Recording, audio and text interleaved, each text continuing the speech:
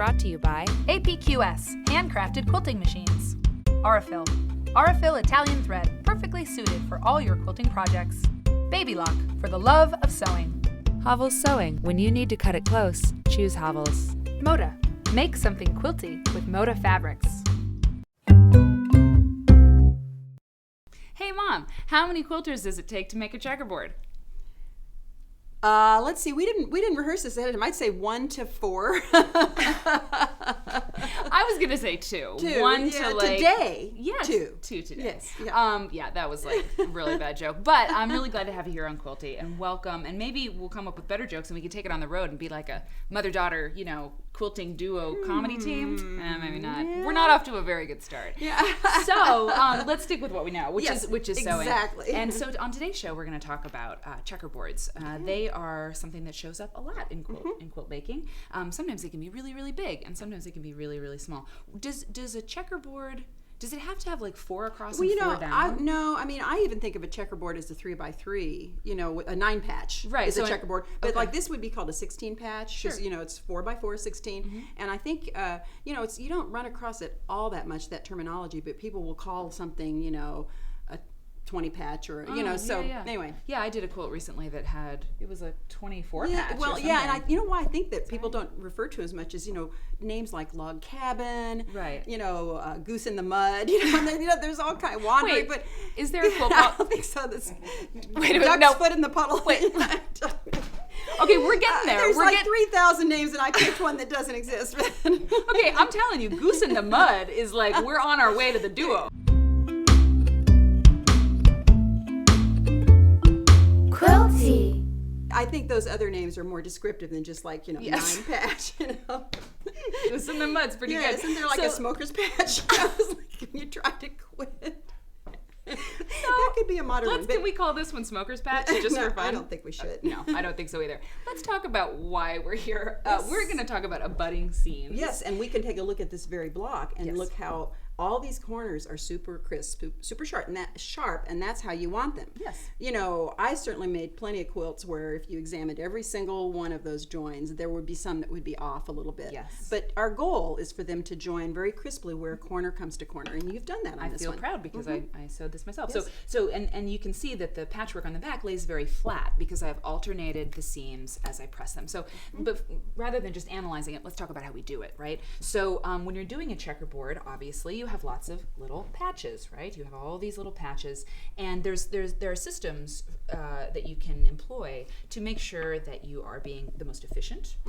There are systems to employ so you don't get things turned around. You might very specifically want these colors in this very specific order, and so some patterns would require that, exactly. Like you might have a row of pink and then a row of white.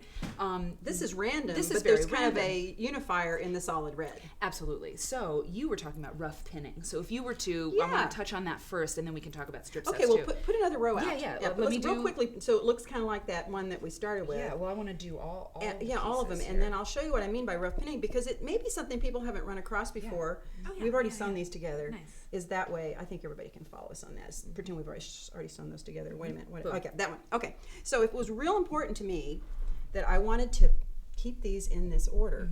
What I would do, I'd take my pins and I would rough pin, and I don't know, I haven't really talked about this that much with people, but this is what I do, and when you've sewn with me, this is what I do. I'm going to roughly pin my rows, and I'm just like hooking them together. Right. I'm not being tidy. I'm just hooking them together so I know what I want to join to what. They're almost a tangle. Right. So you're just, you're keeping things tacked together. Exactly. You're just tacking them. It's like a dab of glue practically, Right. although I don't really like to put glue in my quilts very much. I would rather use a pen.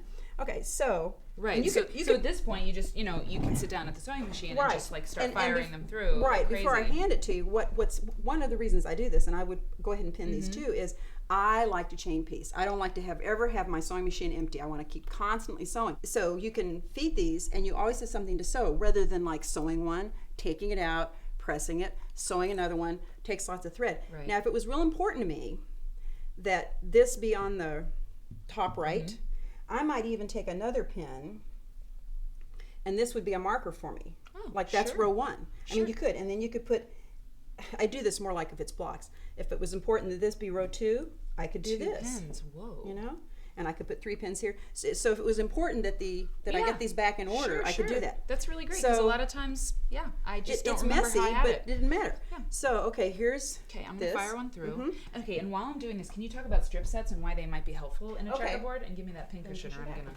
We're really a 2 pin cushion fan Yeah, here. we are. I'm a 3-pin cushion Okay, gal. so when you're joining, if you need a lot of, say, like the red and the blue polka dot, like if you were doing just a 2-color quilt and you needed lots of those, you know, you would make a strip set. When you're doing random things like this, see, you could have just put this one in next. Oh yeah. Yeah.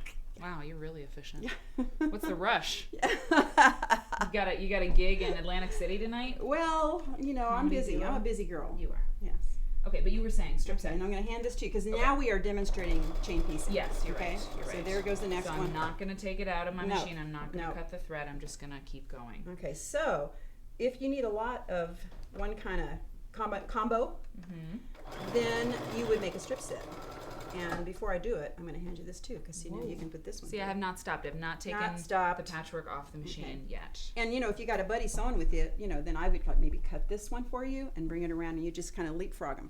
Yep. So anyway, if we want to join 2 fabrics consistently, because these 2 fabrics are going to appear consistently in the block, then you make a strip set. And I think you want me to show how to press that, right? Yep. Okay. I didn't want to take everybody's view away from your beautiful chain piecing. Oh, well, until, thank you very yeah. much.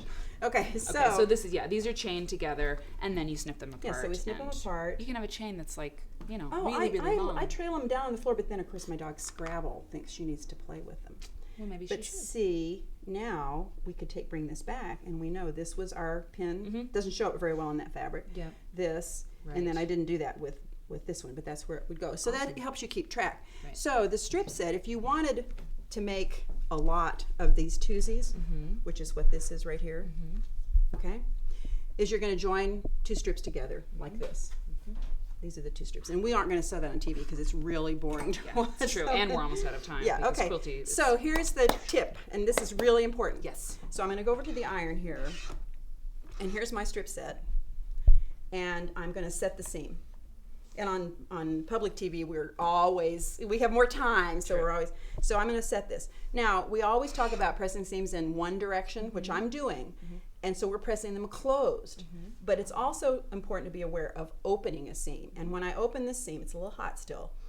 What beginners often do is get like a pleat here. Yeah. So when you open it, make sure that you get it really open. And then I always, when I press this, I keep my fingers ahead of it. You're so not that swooshing it. You're just helping it. You're just I'm helping it stay open. open. And really, if you don't do that, your pieces aren't going to fit so well. Right. It's a super simple thing, but it really makes life easy for you in the future. So the last thing I want to talk about is just briefly, really briefly, when you join your rows. So you've done your chain piecing, you've got your lovely little rows, and they're all pressed and nice. Neat. When you join your rows like this, you're going to join 2 together first, and you press one of your long seams one way, and then you join these 2, and you press them. Am I saying this right? Yeah. Well, it's what I think what you want to talk about is when you've joined all these. Yes. Is you're going to press these seams whatever way you press you. them in the next row, press them the opposite way. And here's a great. I'm going to turn this over. This is a great example. So that on the back, they look like this. That's what I was getting at. Yes. And you have a neat way. You called them Lock-in. locking the seams. Yeah, locking the seams. You coined that term. Locking did. The seams. As far as I know. Yeah, and you coined goose in the mud. So I think we've come full circle. Mom, thanks for helping. And read Quilty Magazine because we've got some good checkerboard quilts in there a lot because it's basic, it's easy, and you can definitely do it. And we're running Goose in the Mud, in like 2020. I'm making it like I'm already designing it. Thanks, Mom, for coming on Quilty, and we will see you online and next time on the show. Quilty is brought to you by APQS, handcrafted quilting machines. Aurifil Italian thread, perfectly suited for all your quilting projects. Baby Lock, for the love of sewing. Havel's Sewing. When you need to cut it close, choose Havel's. Moda, make something quilty with Moda fabrics.